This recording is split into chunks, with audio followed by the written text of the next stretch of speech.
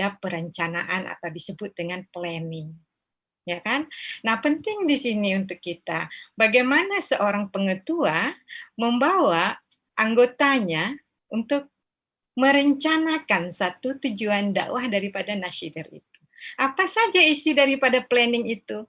Nah, isi daripada planning itu adalah visi atau vision, ya, pandangan ke hadapan, apa visinya?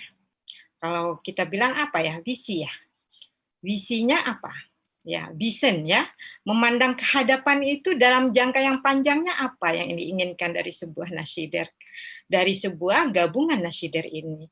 Kedua, apa misinya? Melaksanakan daripada visi yang diberi. Jadi disusun planningnya itu dari visi ke misi. Misi itu adalah pelaksanaan daripada visinya. Nah, jadi ingin mengubah sesuatu organisasi itu untuk bisa mencapai satu matlamat, perlu ada perancangan. Singapura terkenal dengan manajemen. Makanya Singapura dikenal di dunia sebagai negara yang penuh dengan manajemen yang berhasil. Manajemen kemasjidan Singapura berhasil di bidang manajemennya. Bagaimana masjid-masjid mengatur tentang kepengurusan mereka.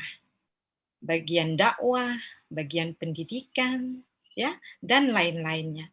Nah, kalau kita sebagai organisasi yang tadinya sudah berjalan, kita kembalikan lagi ke pengurusan inti untuk membuat satu planning.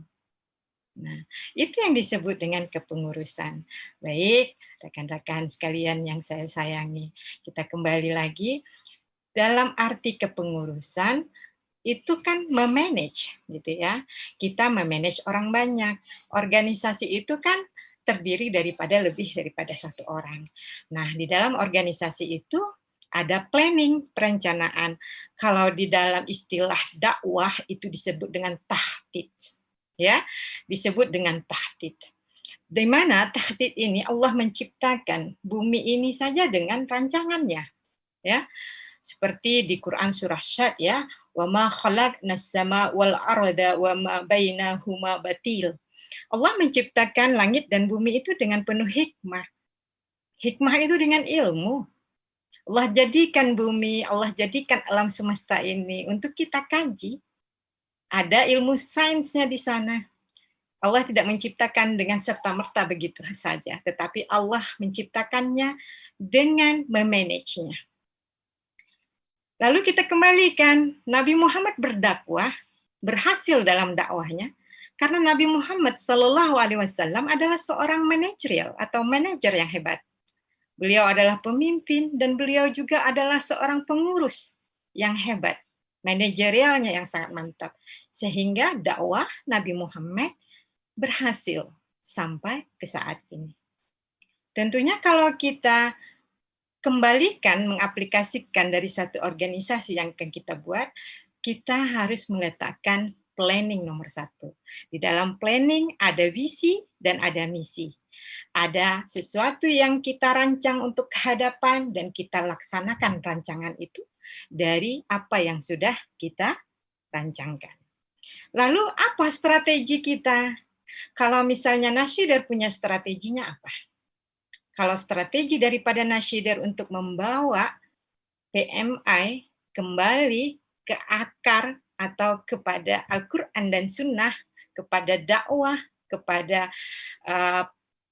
pembaikan akhlak, maka itu adalah satu strategi. Ya, strategi ini masuk ke dalam perencanaan. Lalu bagaimana akhirnya goalnya mau apa? Apa goal yang ingin dicapai daripada satu strategi itu? Dan apa objek yang ingin kita hasilkan daripada perencanaan kita. Ini baru satu planning. Saya akan menyampaikan 4 nanti fungsi daripada kepengurusan itu sendiri. Lalu kedua apa? Organizing. Organizing ini penting ketika kita sudah melakukan yang namanya tahdid tadi. Ketika kita sudah melakukan yang namanya perencanaan tadi. Ketika perencanaan sudah disusun, maka kita organize. Bagaimana cara kita mengorganize? Kita akan menyusun struktural. Apa yang dilakukan Nashider hari ini adalah struktural penggantian kepengurusan.